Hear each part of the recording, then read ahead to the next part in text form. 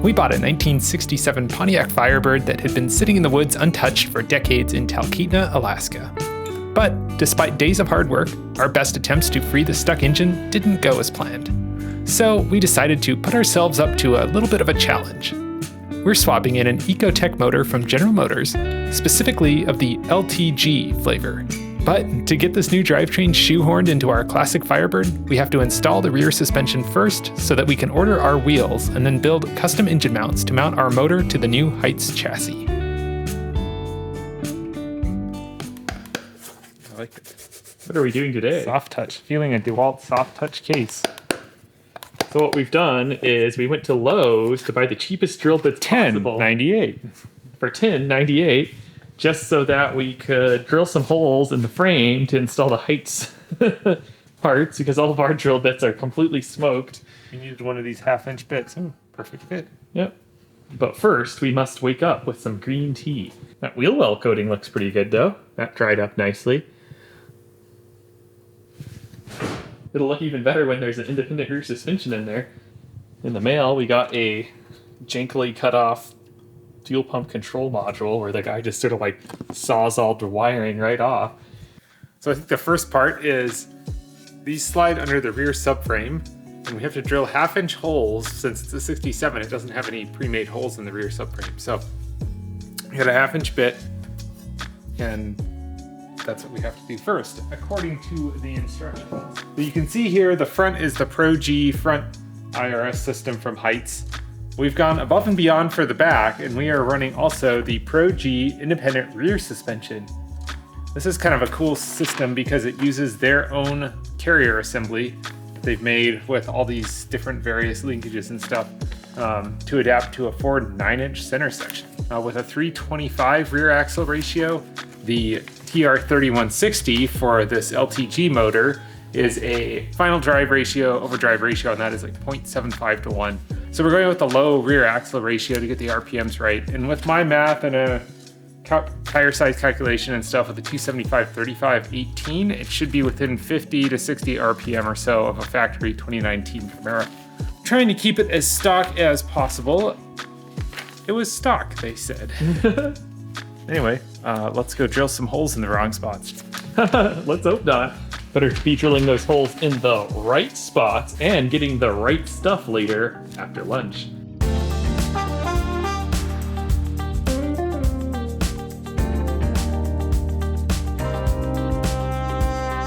There we go.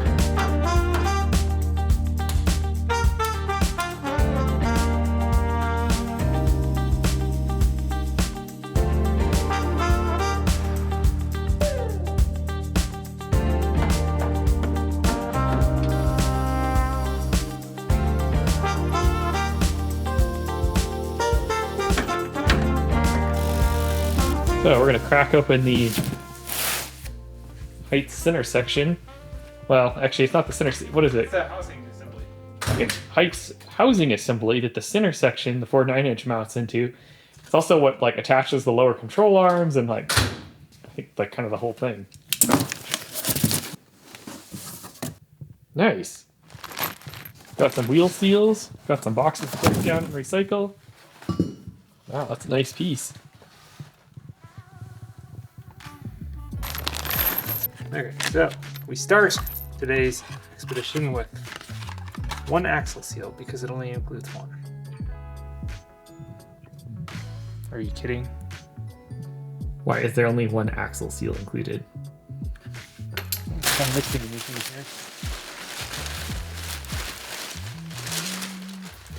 here. Well, time to drive back down the hill. Yep. $13,000 for an IRS kit, and they only give you one seal. Now it's time to go to AutoZone and pick up some parts. The most important parts. Wow, their lot is looking highly swept and very clean. Ooh, this place is a classy operation. Another fine parts search at AutoZone.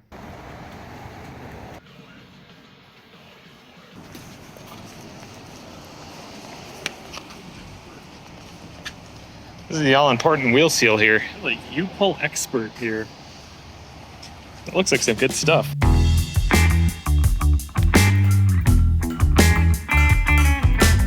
Check the underside here and see that it's bottomed out. Yes. been confirmed. It's nice and bottomed out there on the shoulder, so Okay, we're good to go there. perfect. Beautiful. Looks to be some sort of, That would be the breather vent that goes oh, above here. It's right there. To seal this to the housing, we're using Gasolia PLS2. Not that it really matters. Next, install the threaded studs into the housing. There are 20 studs total. 10 are 1.5 inches long, and 10 are 2 inches long. So this is the 1.5 inch length. That would be the 2 inch length. Okay. I tried to have an up close of it, but it just kind of doesn't do it.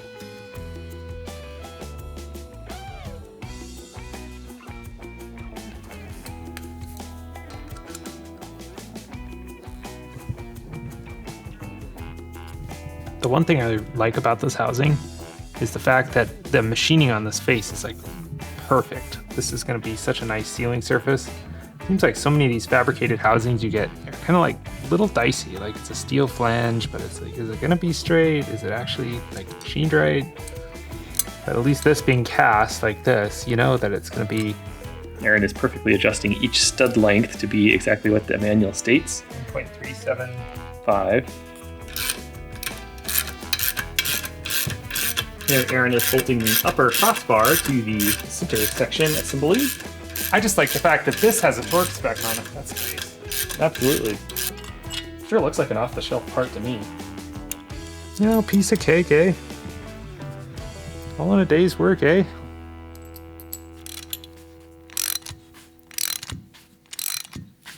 The use of thread locking compound is recommended. Note they don't specify which thread locking compound, so I'm using this Loctite Blue 248. Anyways, good stuff.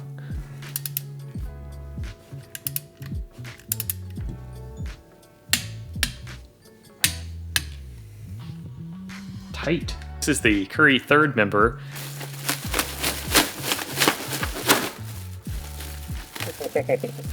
It totally is painted. That's amazing. A lot of these are not painted. Wow.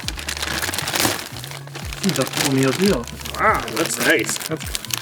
Just a little bit of. There we are. A little torque check off these. No, yeah, there you go.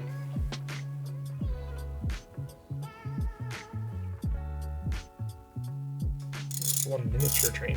Good. Less chance of leaking. That's just it.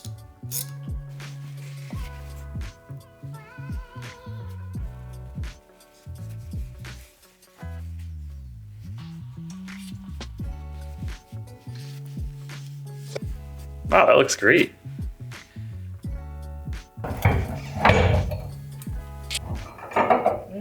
It's right then. Seriously, man. Only in the front part.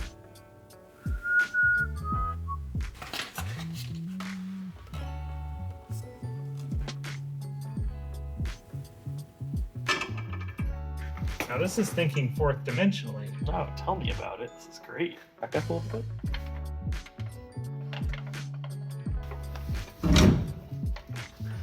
All right, drop the jack out.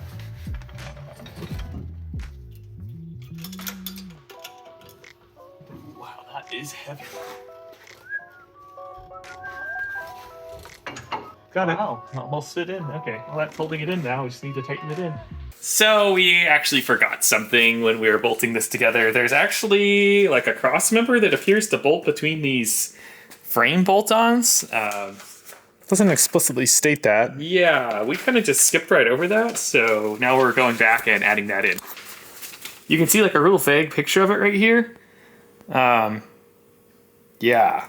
So it's what picks up one side of the control arm. There's a plate that goes to the third member, and then there's this sort of deal.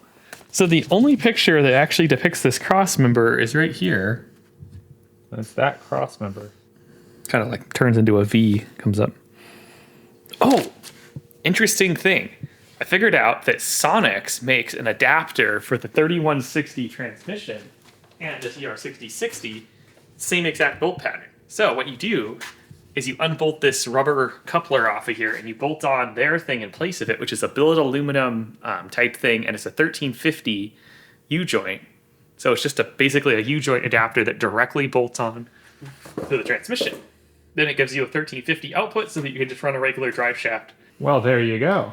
So I was like, shoot, that's it. It's a little spendy. I think it's around like right over like $200 or something, maybe like 260 as much as that. But I think it'd be worth it because then we'll have 1350 U joint there and a 1350 on our 9-inch rear end. We'll destroy the transmission before we destroy any of that. But yeah, Summit Racing, ding.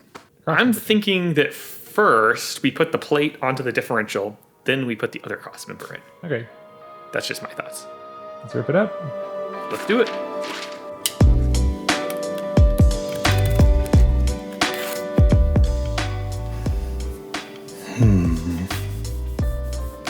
Wonder if we should get a propane torch and heat this up a bit.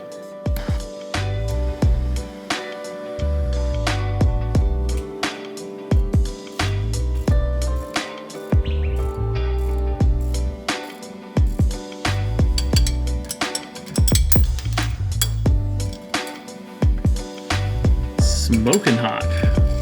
3/8 by 1.5. 1, 2, 3, 4.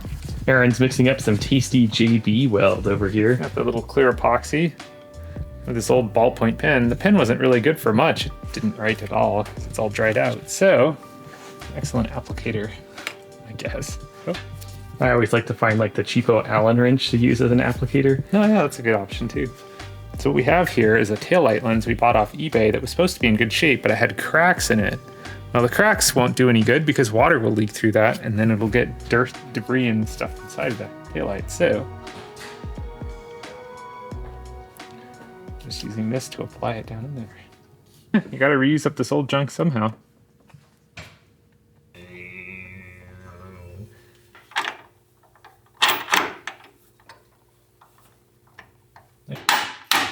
Fits.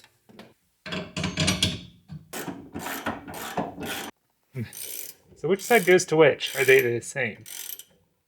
Actually, they look the same. Oh, this kit. Third time figuring out how the suspension went together, you went, whoa, I'm not going to put classic cars together no more.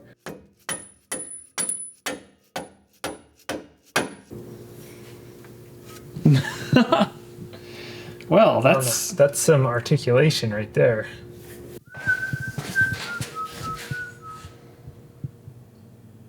Oh look, that tripod's a nice tire shop.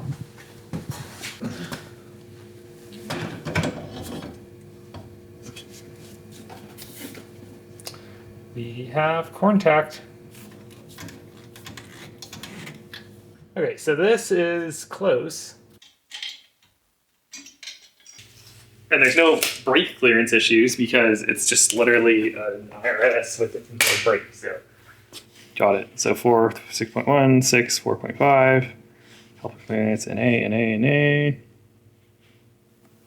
Nice. Wow, that's great. I say we go 10.5 if they have it. Now continuing with the sub-assemblies. Yeah, so the instruction says you have to put together all the sub-assemblies and then you can put together the rear end the rest of the way. So one of the things is putting together the rear rotors. There's like a rotor hat and a rotor outer. They hold together with like 6 screws it shows in the instructions. So we're going to find those in this Heidts box.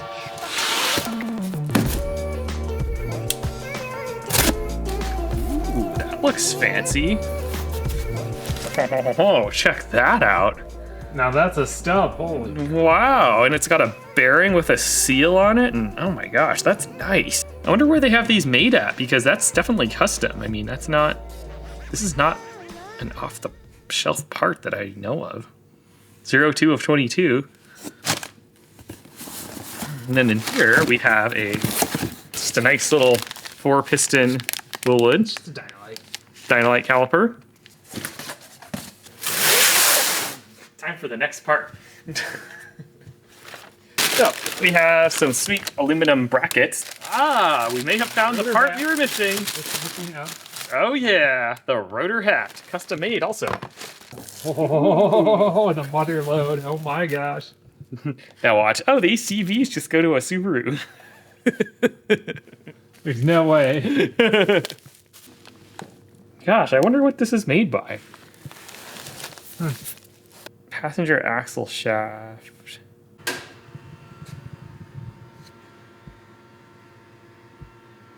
That one's a little bit different. Let's look at a different one. Yeah, so it appears to be that the axle shafts are literally almost identical to like a Corvette, although this particular one looks a little different. It may be actually more similar to a Camaro. Those are also a little bit different, but basically the ends and the way it bolts together is like identical in the CV joints. The difference being that it looks like it has basically a bolt-on stub axle that goes into the center differential. Step 8. Assemble the rotors to the rotor adapter, i.e. the rotor hat, using the supplied 5/16 by 3/4 inch button head screws and the 5/16 split lock washers. Now, which direction does it go? Motor Trend has better instructions than Heidts, that's pretty Heidts. That's or even better yet is the Aaron and Matthew YouTube channel. Welcome to the Complete Concepts YouTube channel. Where we use a 3/16 inch hex head to drive this through.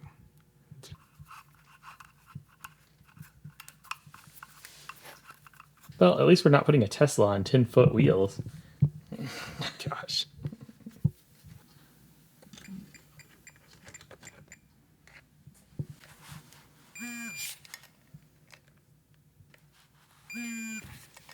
Step 14 is next, because the rotors are step 8, but installing them is step 14. I don't quite understand the numbering hierarchy here, but so be it. Even though it didn't say to put it there, Aaron is putting it on that surface. No, we don't want the seal to accidentally rip, see, when we put that in. That's true. It doesn't hurt to have a little bit of extra lubricity in this area is my rationale. Then for good measure, we'll also put just a tiny bit right here. That way I think that's what it was talking about, is the sealing surface. The seal that's inside the axle housing needs that on it. I put it on the seal and the axle housing as well. Oh, you did? Okay.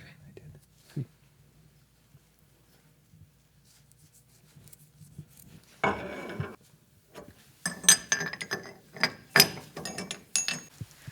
Got you some nuts.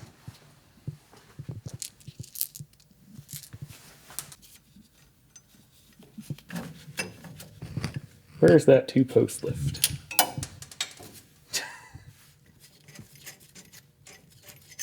That's cool. Oof. Man, that looks good. I can't wait till the wheels are ordered on this thing.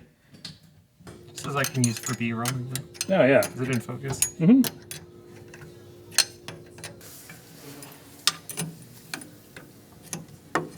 So the instructions state you use these long bolts and split washers. They also Tell you to drop the Loctite to shake it. Yes, they also say use Loctite. They don't spec which one, so we're going to go ahead and just do red. That way this completely seizes on and you can never change it out again. Great, that'll be great when the brakes go bad. For some reason, they've got zip ties on this, so let me cut that with something. I'm assuming they just did this so these parts don't fall apart when it's being shipped. Mm-hmm. This must come separately or something. Look at the brake rotor. A little tricky to get them to slide through there. It's tight. These are a non-metric bolt, obviously, so maybe this was built for metric and it's being fitted with non-metric. Ah, we found another zip tie. That must be removed.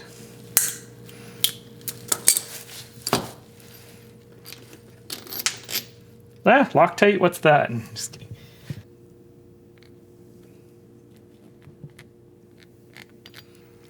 The goal here is to make this thing as reliable as like a new car.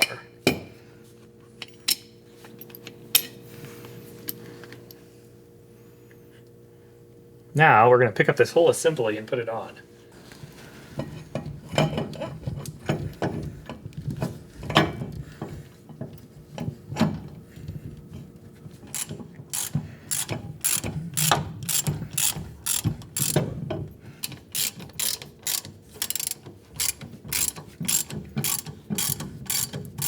So cool. Kind of get access to them. I think I can just move the CV joint around. Way easier.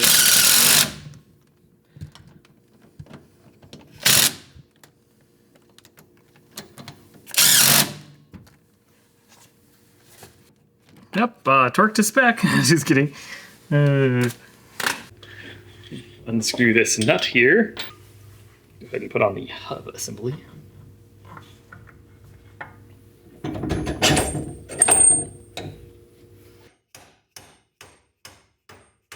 So what's happened is the CV shaft is a little bit too long here, and the control arm adjusters are tightened all the way in, so we're going to spin them out to make the control arm come out a little bit more.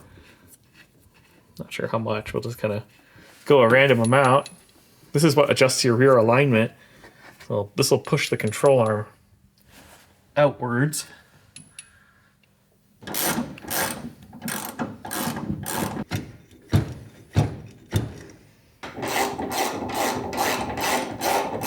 The instructions state that you want to torque down the axle nut to 100 foot-pounds. Aaron's going to hold the pry bar and I'll torque down the nut. There you go, piece of cake.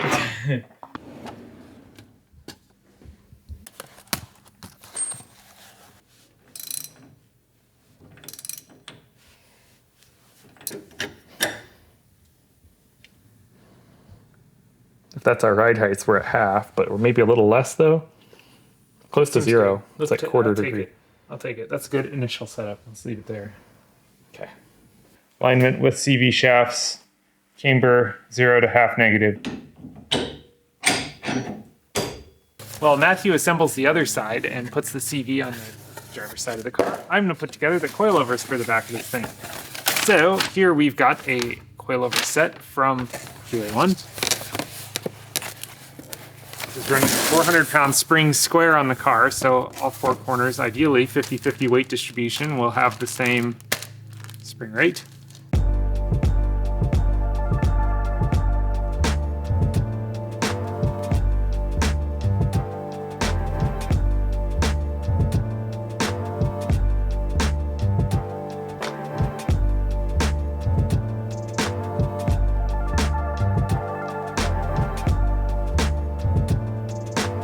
So check this out. This is what Heidts gives you for the front lower coilover attachment to the lower control arm. It's like some Lowe's level voltage here. So we'll just come over here to our full Lawson hardware assortment. So you've got these grade 10 bolts here, made in the USA, a little nicer, same length. It's got a nice collar here, so this will slip through that lower control arm plate a little bit better. And then we've got these really nice flange lock nuts that aren't a nylock, they're a tapered thread. So this will be a little bit stronger, a little bit more impervious against rattling loose and stuff. And we've got some small diameter washers to install this all together with. So we'll go ahead and use our better bolts from this setup and leave this where it belongs. That's where that belongs. Okay. I don't know, there's just something uncomfortable about driving this down the Alaska highway and having one of those bolts strip out, shear off, or come loose. That's what the entire suspension of the car is held onto the car with. So I think this is a little safer of an option.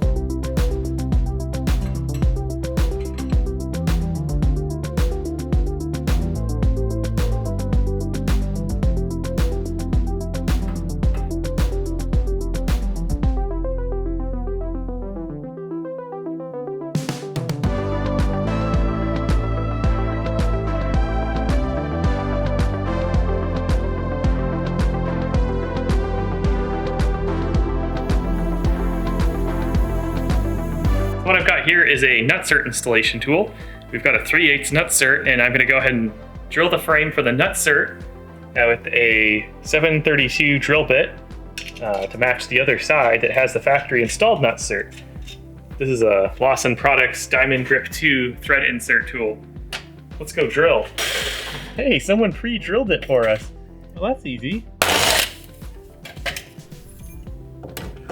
Ta-da!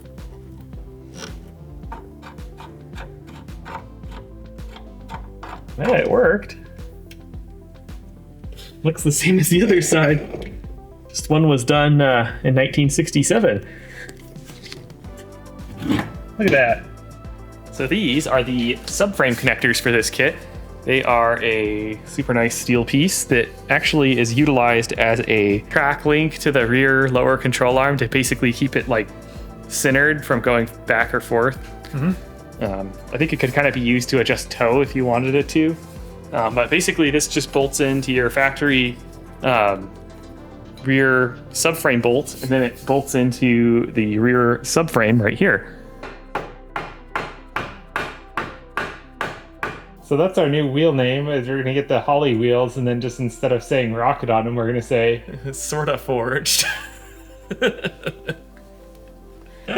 Just like our snap-off toolbox and our Win Tools grinder thing here to grind down this weld that they didn't grind down in the subframe, so that the pocket doesn't fit in the pocket. yeah, pocket doesn't fit in the pocket. You'd think they'd check that as a precaution, but let's grind it up.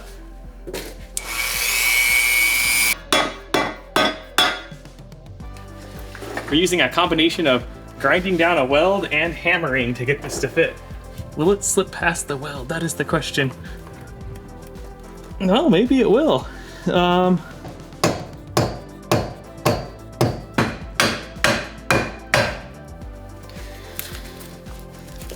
old Husky. Dun dun dun dun dun dun. Not sponsored by Home Depot. There you go. Ding, only a bit sketchy.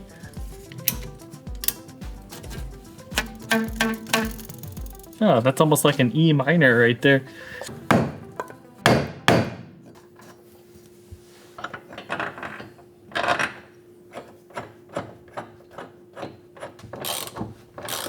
What do we got going on in here? Got some too much ISO going on is what we got. And some fan noise, but that's okay. So one hot day of the summer up here in Alaska. It's not even that hot. It's like 70 degrees out. It's nice. So I just got done pressing new bushings into the subframe rack. The one that it ships with they give you the right bolts, but the wrong bushings. So it comes with other bushings. That's always a nice touch. Anyways, we'll go ahead and install it here. These say FMI on them, for whatever that's worth. And it also includes a washer. So All right, let's tighten it on there. Everything for this car is 15/16. amazing. It's 15/16. Oh my god. 15/16. 15/16. 15/16. Okay, anyway. And, oh yes, the 15/16. 15/16. So this is a DSE steering rack. There's also a DSE steering rack in this car because it's actually a DSE subframe.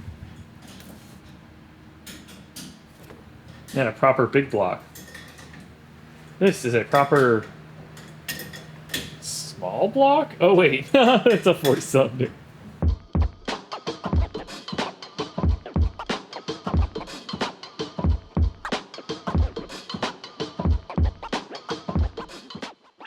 Next, it's just time to slip on the outer tie rod ends. Actually, that looks about straight, right? No, we need to. It's a little too much. Yeah, right about there. How many good project goes? I know it.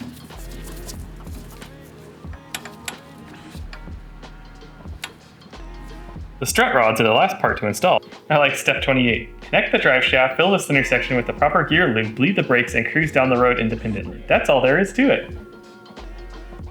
Who wrote this? This is pretty terrible, admittedly, but we'll just roll with it. Mm-hmm. Oh, it's on the phone? Okay. Like looking like a hammer or something. Ah, look, here's a rubber mallet. That's no mallet.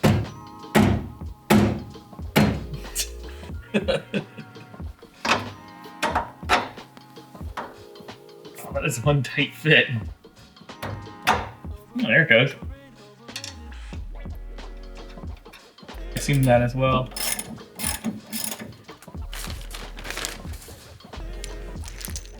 So it looks like the sway bar mount here. This is a solid billet piece of aluminum that has a polyurethane bushing pressed into it.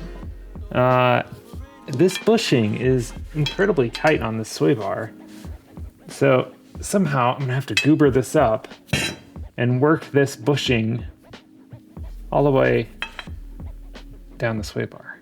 Here I have the world's best assembly lubricant from Dow Corning Molykote 111.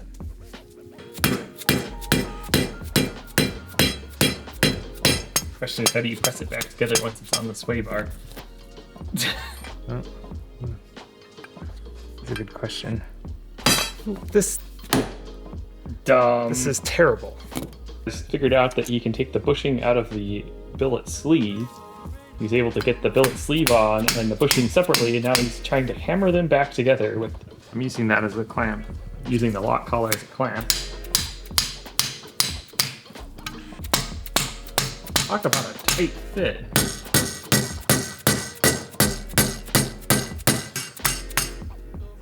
Now there we are. You got it. Somehow. Okay. Now that that's done. More on this later. What a weird setup. I hate to be like... Who designed this? With the new suspension now mostly installed, the next step is fitting the LTG. And we'll get to that in the next episode. But if you want to just fast forward to the end of the build, check out this video where we finish the Firebird and drive it from Anchorage, Alaska to Pleasanton, California for the Good Guys Pacific West Coast Nationals and Autocross event.